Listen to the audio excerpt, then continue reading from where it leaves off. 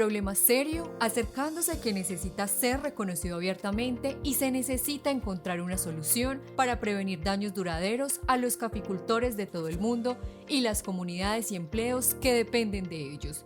Por más de 80 años, las naciones consumidoras de café siempre han intentado ayudar a los productores a mantener una estabilidad económica en naciones donde los gobiernos corren riesgos de desequilibrio. Ahora nos encontramos en otro punto de la historia donde la situación requiere atención. La pandemia está cobrando un precio alto en la vitalidad económica de algunos de los países más pobres del mundo, mientras su habilidad de acumular ingresos a través del café se ve afectada por una combinación de precios bajos y una reducción en la demanda. En el pasado, los productores y consumidores de café han reconocido la necesidad de colaborar e intervenir en el mercado cuando las condiciones en este se han deteriorado. Ha habido varios momentos decisivos en la historia del mercado cafetero que ayudaron a moldear el futuro de la industria. Tras la Segunda Guerra Mundial se temía que una aguda reducción en el precio del grano podría desestabilizar países latinoamericanos debido a la pérdida de ingresos de su producto de exportación principal e influenciar las tendencias políticas hacia el nazismo y el comunismo. En ese entonces, el mercado europeo se encontraba cerrado, dejando a los países latinoamericanos sin muchos compradores para su café, lo que llevó al Convenio Latinoamericano del Café. En 1940, Estados Unidos se sumó a un sistema de cuotas de importación y los países latinos acordaron limitar la producción. Los precios se elevaron inmediatamente. Después de la guerra, cuando Europa fue capaz nuevamente de acceder a este café, el precio continuó subiendo. Los productores querían mantener sus ingresos y en 1962, el primero de 7 convenios internacionales de café fue firmado para ayudar a encontrar soluciones que trajeran estabilidad y equilibrio al mercado cafetero. En 1989, las naciones productoras y consumidoras no lograron alcanzar un nuevo acuerdo que tuviera cláusulas económicas relacionadas a cuotas de exportación para regular el flujo de café y que mantuviera los precios elevados, específicamente dentro del rango 1.20-1.40 por libra de granos arábigos. Los consumidores sentían que el mercado cafetero había evolucionado, con cambios en el tipo de café preferido, inclinándose hacia cafés de mayor calidad y con un sabor más suave. Las cuotas de exportación necesitaban ser ajustadas para reflejar esto, pero no se logró alcanzar ningún acuerdo que pudiera satisfacer a las naciones productoras que corrían el riesgo de perder parte de su participación en el mercado bajo el nuevo plan y al mismo tiempo alcanzar los deseos de los consumidores. Las cláusulas económicas finalizaron a inicios de julio de 1989. Y los precios internacionales colapsaron prontamente bajo una inundación de exportaciones, ya que las cuotas no necesitaban seguir siendo cumplidas.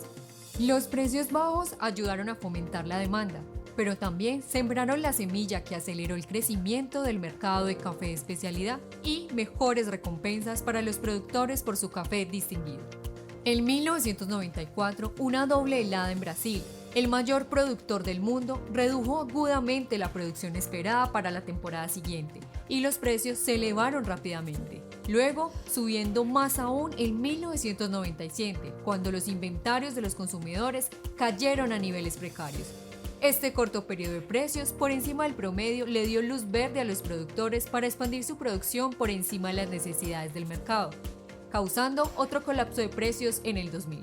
Debido a que ya no había un convenio formal entre las naciones consumidoras y productoras, los caficultores alrededor del mundo se encontraban sacudidos por la situación y querían romper el ciclo de pobreza causado por los grandes movimientos del precio en el mercado cafetero. Buscando sobrevivir, muchos caficultores empezaron a enfocarse en la calidad del café que producían en lugar de la cantidad. Durante este periodo de precios reducidos se implementó un número de iniciativas por parte de varias empresas públicas y privadas para intentar mejorar la vida de los caficultores. También surgió un número de programas de certificación que compensaban a los caficultores con precios por encima del mercado internacional. La creencia era que los consumidores estarían dispuestos a pagar mejores precios a los caficultores, pero la demanda del café certificado terminó siendo mucho menor que la oferta.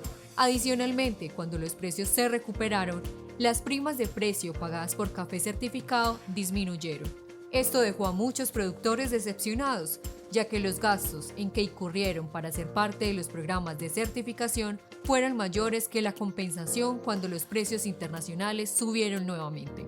Los programas de certificación han evolucionado desde sus modelos iniciales para acoplarse mejor a los diferentes escenarios del mercado. Aunque el volumen de café certificado sigue siendo una pequeña fracción del volumen total de café comprado mundialmente. Mi opinión es que el mercado cafetero ha entrado a otro momento fundamental.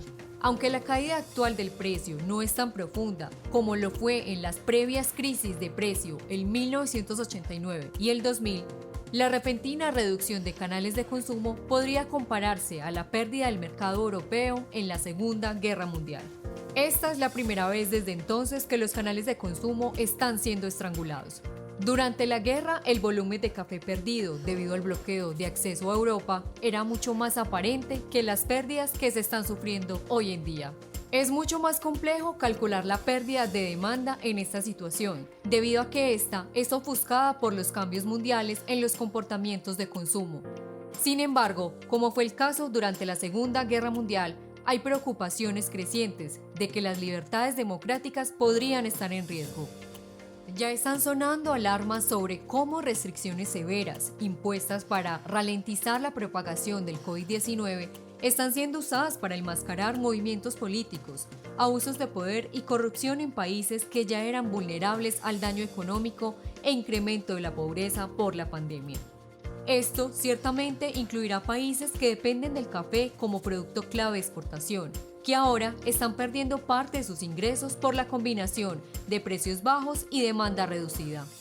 Una segunda ola de infecciones ha barrido Europa y los casos están elevándose rápidamente en Estados Unidos.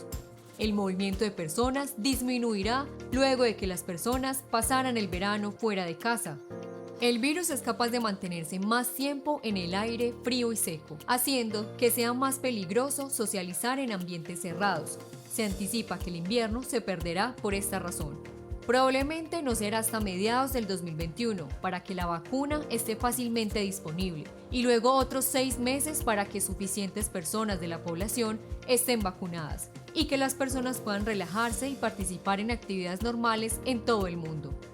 La demanda de café permanecerá suprimida hasta entonces. Las industrias donde el café es parte de la fábrica social han sido las más afectadas y podría tomar hasta el 2022 o incluso el 2023 para que haya una recuperación completa a los niveles prepandemia, dado que el crecimiento del consumo de café es normalmente lineal cada año. Simplemente un retorno al consumo de 2019 es un retraso en comparación a lo que la demanda habría sido de otro modo. Mientras que en las crisis de precio pasadas había un enfoque inmediato en el impacto que los precios bajos tendrían sobre los caficultores, la pandemia ha causado diferentes grados de problemas a lo largo de toda la cadena de suministro. Esto ha desplazado el enfoque lejos de los problemas de los caficultores. Alternativamente, lo opuesto parece estar sucediendo, con los consumidores presumiendo a través de los medios, distorsionando la realidad y dando la ilusión de que la industria está en bonanza y que los estadounidenses, en particular, no han cambiado el volumen de café que consumen cada día. Me parece que este flujo continuo de historias aparentemente positivas es perturbador. Sugiere que el consumo no ha sido afectado por la pandemia y oculta la realidad de las dificultades que algunos productores están enfrentando. La situación está empeorando junto al clima económico cada mes que la pandemia limita los viajes, los negocios y la socialización entre las personas. Para la mayoría de los consumidores regulares de café en Estados Unidos, que disfrutan en promedio 3 tazas al día, este patrón se mantendrá igual, ya sea que estén en casa o en la oficina. Las personas son criaturas de hábitos y tienden a beber café a la misma hora cada día. Sin embargo, al mismo tiempo, la mayoría no son conscientes o no le hacen seguimiento a la cantidad de café que consumen de manera irregular, adicionalmente a su rutina normal. Cuando se les encuesta, este café es olvidado o no se menciona porque parece ser inconsecuente. Los consumidores creen que toman 3 tazas de café al día, pero lo que no consideran cuando se les pregunta por su consumo pasado es la taza de café que les sirvieron durante una reunión de trabajo. He estado en incontables videollamadas grupales desde marzo y raramente veo a alguien tomando café. Si estuviéramos en persona, seguramente se les había ofrecido café por hospitalidad. Este café no está siendo consumido en casa, es demanda perdida. Las personas olvidan la cena en la noche con postre y café que solían disfrutar, pero ya no, debido a que las personas no están comiendo en restaurantes como antes. Aquellos encuestados probablemente no piensan sobre todas las veces que se sentaron a esperar por alguien en una cafetería y decidieron pedir una taza de café y luego tener un segundo expreso. Las personas olvidan todas las ocasiones especiales, como bodas, fiestas de cumpleaños u otros eventos donde se les sirvió café, aunque lo tomaran o no. Luego están las pequeñas reuniones como el bingo el miércoles en la noche de la iglesia local, donde había donas y café en una mesa para quien quisiera. Mientras que alguien podría no haber tomado, igual el café estaba ahí, preparado si querían. Todas estas tazas extra de café que salen de la rutina diaria normal no están siendo consumidas con la misma frecuencia. Las personas podrían no considerarlas partes de sus hábitos de consumo diario y por ende creen que no han cambiado el volumen de café que consumen, pero los productores están ahora luchando por encontrar compradores. Ellos ciertamente reconocen la disminución del volumen. La industria de catering, hotelera y de restaurantes están enfrentando desafíos enormes debido a la reducción del turismo y la cancelación de eventos. Muchos de estos incluyen consumo de bebidas, siendo el café una parte importante de esto, especialmente en conferencias y banquetes. En estos eventos el café no se prepara por taza, sino en grandes cantidades para servir rápidamente a todos los presentes. Siempre hay una porción que no es consumida y es descartada. Incluso si alguien incluyera estos eventos como parte normal de su rutina diaria, lo que no se cuenta es el café que fue preparado, pero que nadie llegó a beber. No habrá razón para que incluyan esto en su rutina diaria. Las aerolíneas también preparan café en cantidades grandes para los pasajeros, y lo que sobra es descartado. Simplemente no hay manera de capturar esta información de manera precisa a través de una encuesta a los consumidores sobre qué tanto café consumieron en la última semana, en comparación a cuánto consumían antes de la pandemia. Aunque podría haber algunas personas que están bebiendo incluso más café en casa de lo que consumían antes, es muy poco probable que esto compense las tasas perdidas por la reducción de ocasiones sociales. Aquellos que beben café de manera menos frecuente y que lo hacen mayormente en ocasiones especiales, tienen menos oportunidades ahora de consumir café. La cadena de suministro entera ha tenido que hacer ajustes a sus modelos de negocio y la logística involucrada en el transporte, distribución y protección de la salud de empleados y clientes como prioridad. Muchos negocios han cerrado y otros luchan por sobrevivir, pero no tienen buenas esperanzas bajo las condiciones presentes.